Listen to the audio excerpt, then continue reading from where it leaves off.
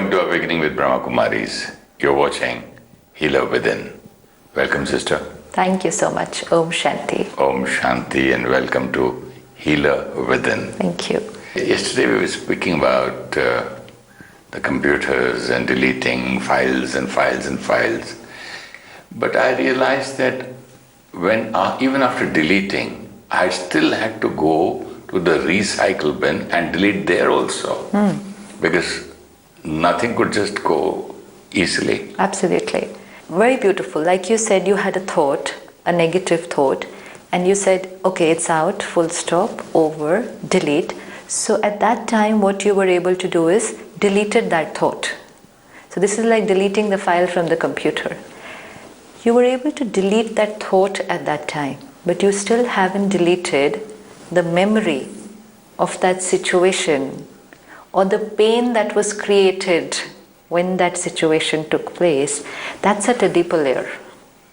And because that deeper layer has not been deleted, there is a high chance that again there will be thoughts which will arise from that stored deeper layer. So after deleting here, we also have to go to the root cause of it. Okay, what was the cause because of which this thought was created? Which means that wound is still there. Because what I thought about is old, must be few days old, few months old, few years old, but it's an unresolved issue. Which thoughts will arise like this? Negative thoughts, unresolved issues, which I have probably not resolved with the other person, or I have not resolved with myself. Let's say someone behaved badly with me, cheated me, whatever. One, I have not been able to resolve it with them. Maybe it's not going to get resolved with them. But now I need to resolve it with myself. Talk to myself, counsel myself, convince myself that it's okay, it's over, there was a reason, and then we'll see what reason there was. And then finish that wound from the deeper layer. Once it's finished there, thoughts will not arise. Otherwise, they will keep coming. And that's why we keep on thinking about the past, even if in time ago. So to understand how to do this deleting, and then deleting from the recycle bin, and sometimes a complete reformatting. I might need to completely reformat my way of thinking. And I would say this old system just doesn't work. Like we've seen on Awakening so many times, huge lot of old belief systems. Stress is natural, anger is obvious, hurt is natural, competition is necessary, comparison is obvious. These are whole huge amount of belief systems, old belief systems, there in the operating system. And then over a period of time, every day that we've been working on ourselves, we are actually reformatting the system because we've changed every belief system that we had earlier. None of the old ones are working anymore, which means that was a complete reformatting. We've done a complete reformatting and we're in the process of doing it. Even though we may not have reached that stage where we're always stable, but we've understood that these old belief systems are not working. And now we're working towards creating the new ones. So this is a complete reformatting. Now for doing all this, I need complete knowledge of the soul. What is the soul? Where does it reside? And most important, what does it do? Because many of us, spiritually, it's easy to say, okay, I'm a soul, this is the body. But science would say, where's the proof? Cannot be seen, cannot be touched, has not been proved scientifically. So, because science will say, this is who you are. That can be seen, dissected, bisected. Where's the soul? So we need to have that complete knowledge. So spirituality, and especially Rajayoga, what we learn at the Brahmakumaris, teaches us the complete faculty system of the soul, that what is the process that's going on inside. Right here, if I put a line here in the center of the forehead, and a line here from the top of the head, where it will go and intersect inside. It's between the hypothalamus and the pituitary gland. There's a little white liquid, and there it's called the seat of the soul. So put a line here and line here on top. It will go and intersect in between. Where you see a little child, soft. Yes. Top here? Yes. There, below there? That's it. Top, below that, and center here. And that's called the seat of the soul. And then because we cannot visualize inside, we say here. I, the soul here, residing in the center of the forehead, between the eyebrows. And that's why in Indian culture, if you see, every time that there is a prayer or a satsang or a meeting, we always put a tilak here. Indian housewives, they will put the tilak here. And this tilak here is a reminder, I am a soul. I'm a soul. Each time that we go to the temple, the first thing that we do is first remove our slippers outside. Your slippers, shoes. Sometimes in many temples, even the belt and any leather product that you're carrying is to be removed outside. And go inside, and the first thing you do is this. Apply the tilak. Now this is symbolic because leather is to do with the body. Leather. So remove your body consciousness outside. So remove everything that's leather outside. And first thing, awareness, I'm a soul. And your shoes, your ego. Absolutely. Absolutely. So body consciousness outside, awareness, I'm a soul, then connecting to the supreme power. So this is where I, the soul, reside. I cannot be seen, it's energy. But again, during meditation, we will say point of light. No shape, no size. So smallest shape that I can call it to visualize would be a point of light. So while we are meditating, because we not only create thoughts while meditating, we also visualize what we are thinking so that the intellect does not wander off here. So we say, I, the soul, point of light, pure conscious. You visualize in Rajayoga meditation, right. I, the soul, so you visualize that point of light. Yeah. That Over I am here, yeah. And then why it's very important to visualize, because the thought process and the visualization process works together. The two faculties of the soul which are working together, the mind and the intellect. Mind creates the thought, intellect visualizes. Let's say I say house, home. So immediately there will be a picture in front of me. I think of a friend, immediately there will be a picture in front of me. This is called concentration, where mind and intellect are on the same point. If anyone says, I cannot concentrate, I'm not able to concentrate, it's because mind is thinking of something else, and the picture that the intellect is creating is of something else. If I say home, and the intellect creates a picture of office, then the mind will also go towards the office. So I had sat to think about the home, but the intellect took me towards the office, so concentration breaks. So every time, if we want to concentrate, whether it's while studying, whether it's on work, whether it's in meditation, we always have to have these two faculties working together, mind, intellect. So now if I create a thought, I am a soul, master of this body, peaceful, pure, point of light. If I do not visualize this, there will be some other pictures keep coming. How can you visualize peaceful? Maybe not visualize peaceful, but visualize a point of light and then experience peaceful. Okay. So third faculty of the soul, which is to experience. So mind, a feeling. Feeling of peace, love. Yes. So this is meditation. Think, visualize, and then experience. This is a continuous inner process. And this is not only to meditate, you can see it every time. Let's say, think of your child.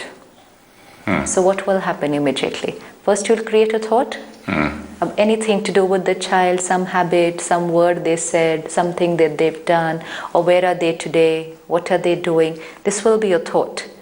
When you have a thought, you'll immediately have a picture with that. They're there at home doing something. And then there's a feeling created of love. Absolutely. Now think of a person with probably whom you're not getting along very well today.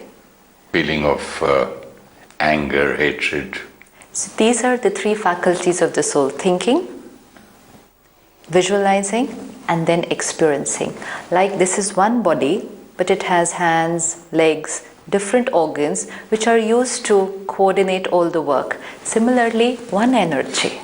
I'm one energy, the soul, but it has three faculties. So I, the soul, have these three faculties: thinking, visualizing, and then experiencing, which we call mind, intellect, and then personality traits, or a perfect word is in Hindi, sanskars. Man, buddhi, sanskar. Man, buddhi, sanskar. Now they are not three different energies.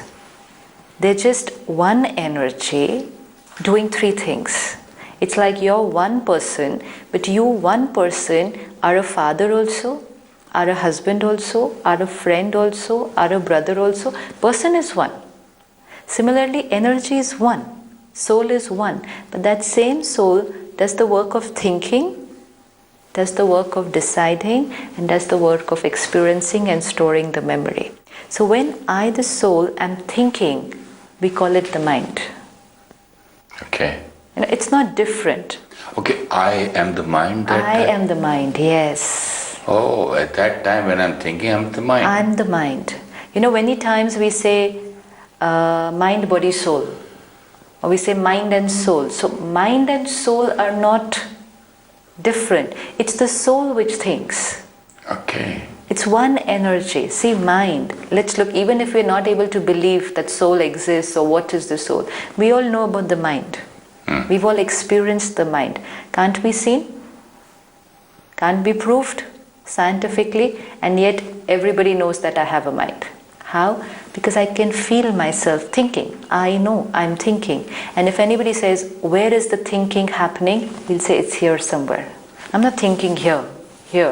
It's I guess here. my legs are thinking. No, not only my legs. Just sit back and see, where is the thinking happening? Where are the thoughts? Because we all know our thoughts. So where is the thinking? Sometimes you say, think from your heart here. No, thinking not happening here.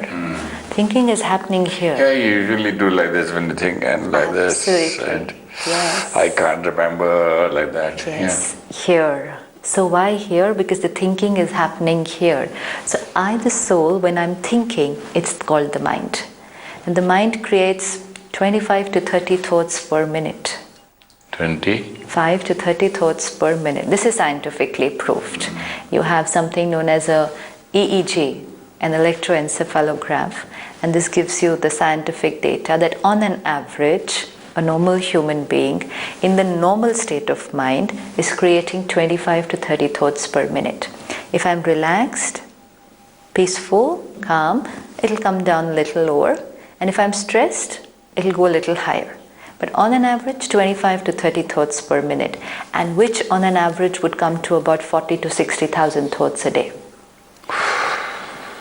This is our creation. When we say we are the creators of what we think and feel, so our product that we are creating is 40 to 60,000 thoughts per minute. Are we aware of the quality? 60,000 thoughts a day is our production, our creation. Doesn't the mind get tired? Most important is not how many thoughts. Important is which quality thoughts. Oh. That will decide how tired I get in the whole day. Yes. Useless waste thoughts. Absolutely.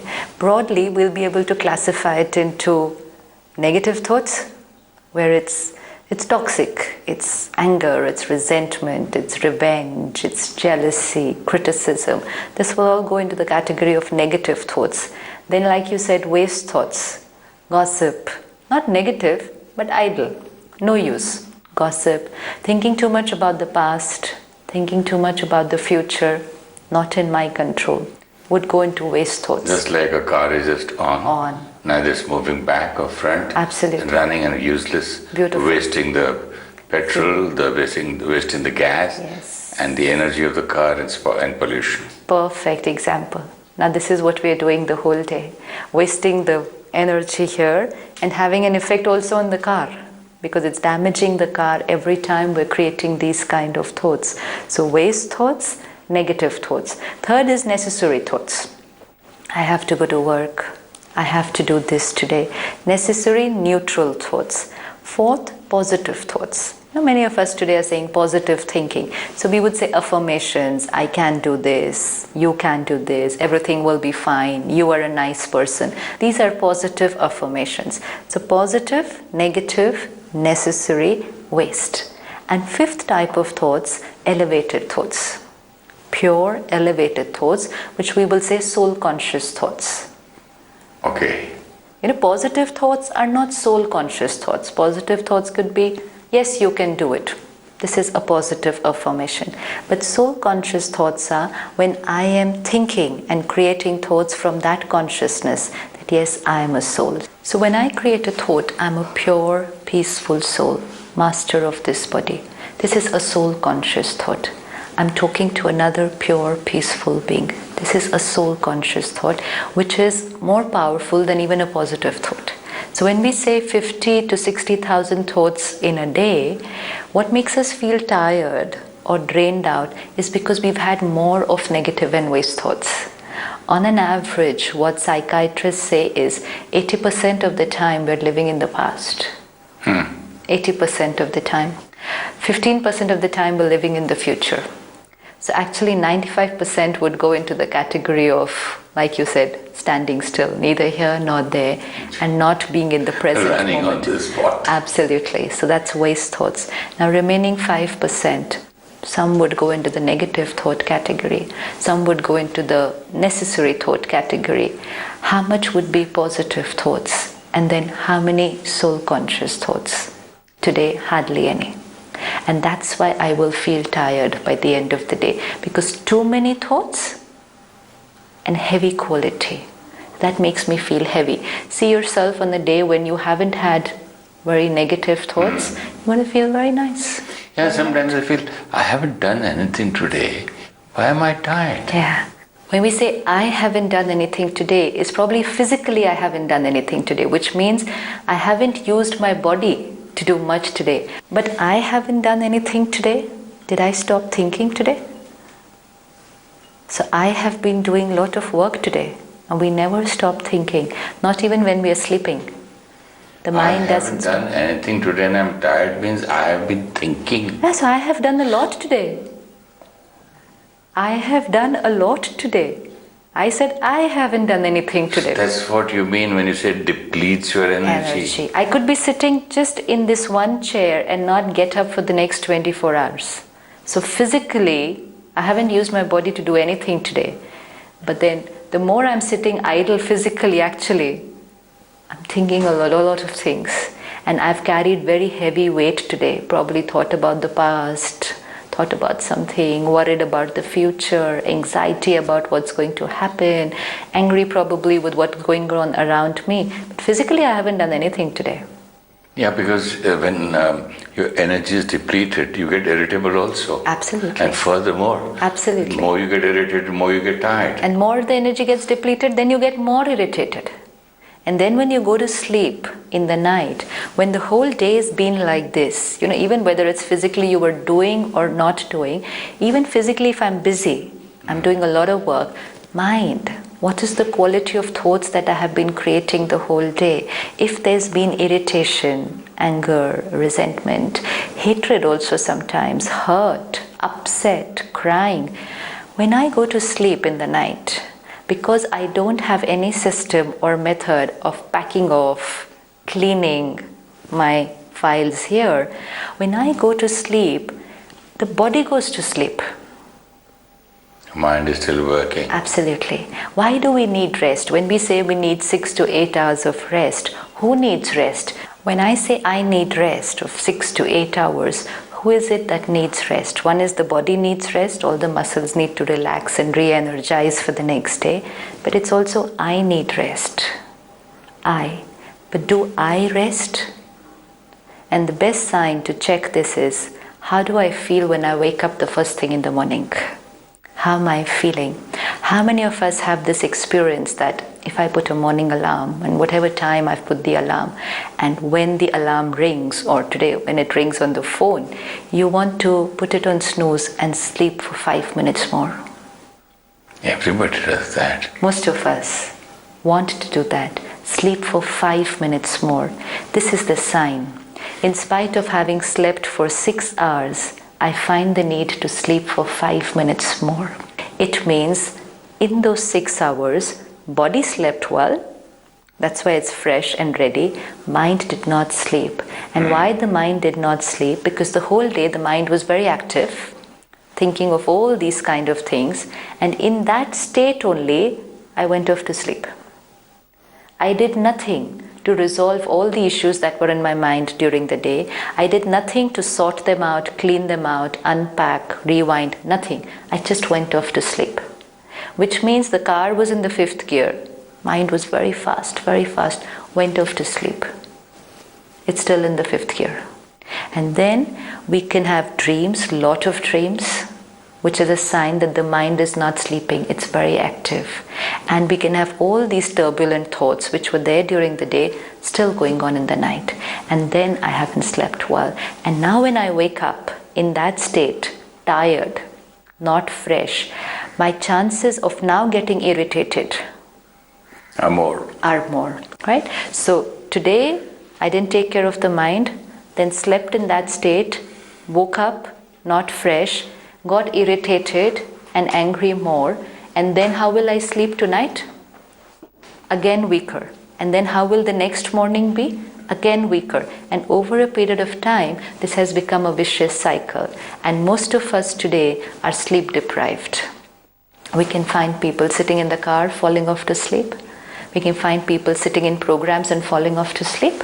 But that's being sleep deprived. You can't sleep otherwise when you're supposed to be awake. You will not fall off to sleep. Who will sleep? How can you be sitting in a program and fall off to sleep? You're supposed to be awake and alert. Who will fall off to sleep? The one who's short of sleep. And then we say the program was boring, then I go and even if the program is boring, you cannot fall off to sleep at the time when you, the mind and the body, are supposed to be awake. But the soul who is short of sleep, and which is tired and not been getting rest, not 1 or 2 days, but over a long period of time, will fall off to sleep. And this is a sign I need to do something here. Check the quality of my thoughts. This is very important. This is the most important faculty of the soul, the mind. If I don't take care of it, I can get into a habit of obsessive thinking, going on and on and on, thinking about the same thing. Addictive thinking, again and again, same hurt, I will go on and on and on repeating. This is all depleting my energy, and I need to take care about that. This is a sign of a weak soul. A weak soul will create more of negative and waste thoughts, and will find it very difficult to create positive thoughts. With great difficulty, even if it creates one positive thought, it will be followed by 10 negative thoughts. If I create a thought, yes, I can do this work, then after that is, I'm not too sure. I don't know whether I can do it. I've tried before. I don't think I'm able to do it. So even that one positive thought gets followed by negative thoughts, habit since a very, very long time. Now, 50 to 60,000 thoughts the whole day, and more of negative and waste. How am I going to feel? And so the first role of this healer is to work on the thinking. And that's why we've been working in awakening on changing the quality of our thoughts. But now we need to go deeper. That where are these thoughts arising from? So that let me hit the root, the thoughts will be taken care of. So the second faculty of the soul is the intellect. The intellect, which is it's like a quality control on the mind. The intellect decides what the mind will think, what it will not think. This is buddhi? Buddhi. When somebody is not doing things the right way, we will say, use your intellect. We don't say, use your mind. Use your intellect. Or another word for it is the conscience. Use your conscience. Or if somebody is making the same mistake again and again and again, we say their conscience is dead. Vivek ko maar diya hai. Buddhi nahi kaam karti hai. Intellect is dead. It's not working anymore. Which means the control that the intellect had on the mind is no more there. The mind is working on its own. It's like a horse and the reins are the intellect. But if the reins have been set free, the horse is running, uncontrolled, absolutely, just going on and on thinking. Nobody there to check what it's supposed to create, what it's not supposed to create. Rider's gone to sleep. Absolutely, gone to sleep. So the intellect is also the decision-making faculty. The mind will first, it will check quality check which thoughts the mind should create. Then once the mind creates the thought, the intellect evaluates those thoughts and then takes a decision. Decision making capacity, which is very weak for many of us today. We take very, very long to be able to take decisions today. And most of the time today we're not even able to take decisions. We'd rather go and ask someone else, what do you think I should do? Should I continue with this job? Should I quit? Should I do this? Should I do that?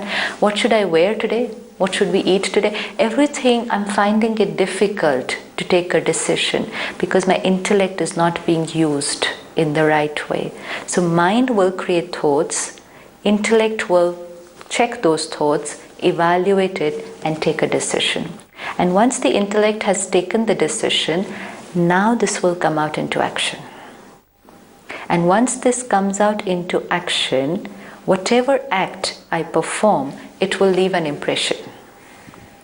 That is the third faculty, which is the sanskar. So this goes on working the whole day in a cycle. Mind will create thoughts, intellect will take a decision, and sanskar means it will create an impression. Mind, intellect, sanskar. sanskar. Sister, these three things are very, very important. And a short meditation. Let's sit back and look at myself. The inner being operating through this body. Let me feel myself as I think. See yourself thinking. I am the creator of these thoughts. And as I create the thoughts, I evaluate them. I choose which one is right for me. I take a decision what I need to do. It's I who am doing this. And once the decision is taken, I send a signal to the brain and the thought comes out into action. This action performed leaves a mark or an impression on me. An impression of the experience I had when I performed the act. This is sanskar. Mind, intellect, sanskar. This is I, the soul.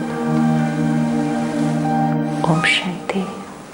The seat of the soul is in the center of the brain, between the hypothalamus and pituitary gland.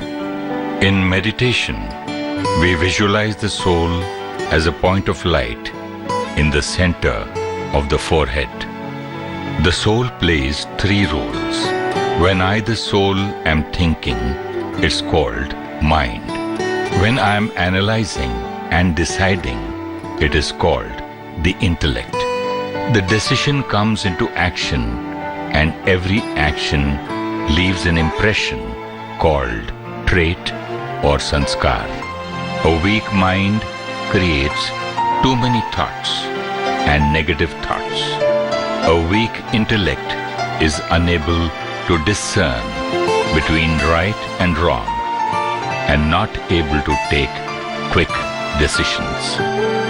If you wish to discuss your problem or have a question to ask or want to know your nearest Rajayoga Meditation Center, write to us at awakeningwithbks@gmail.com or call us on 0. He's been stellar in his performance at Adelaide, unbeaten at 90. So we had a Virat Kohli fan in Pakistan, a Pakistani national who then had Virat Kohli's posters out in a big way, and when there is an issue of keeping the conscience of this nation, we will not go back from that. And I will not go back to the past to tell you what you have done. But we believe what we did is the right thing, and we will make sure that